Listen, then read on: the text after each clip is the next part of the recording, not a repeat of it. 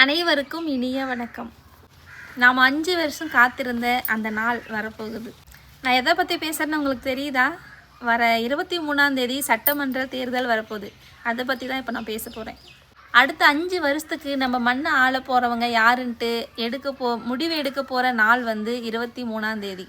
அதனால் அனைவரும் கட்டாயமாக ஓட்டு போடுங்க. ஒவ்வொரு ஓட்டும் ரொம்ப ரொம்ப முக்கியம். ஒரு ஓட்டு தானே, ஒரு ஓட்டில் என்ன ஆகிடு போகுது அப்படின்ட்டு யாரும் ஓட்டு போடாமல் இருக்காதீங்க. அது நம்மளோட உரிமை மட்டும் இல்லை, நம்மளோட கடமையும் கூட. அடுத்த 5 வருஷத்துக்கு நம்ம மண்ணை யார் ஆள போகிறாங்க அப்படின்ற முடிவு எடுக்கிற உரிமை நம்மளோட தான். அதனால் எல்லாருமே போயிட்டு மறக்காமல் ஓட்டு போடுங்க.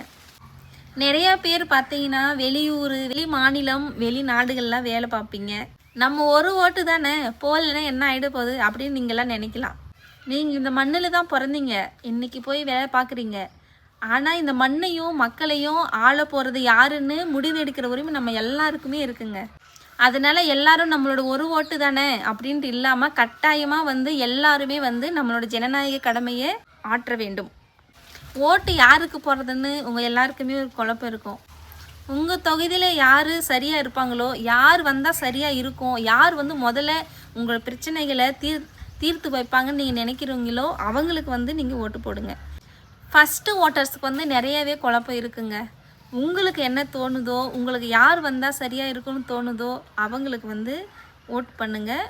நீங்கள் நல்ல தெளிவான முடிவை எடுத்து போடுங்க. ஃபஸ்ட்டு ஓட்டு ரொம்ப முக்கியமான ஓட்டு. ஏப்ரல் 23ஆம் தேதி இந்த டேட்டை ஃபிக்ஸ் பண்ணிக்கோங்க, மறந்துடாதீங்க. ஏப்ரல் 23ஆம் தேதி எல்லாருமே போயிட்டு ஓட்டு போடுங்க. ஓட்டு போடுற எல்லாருக்கும் வாழ்த்துக்கள்.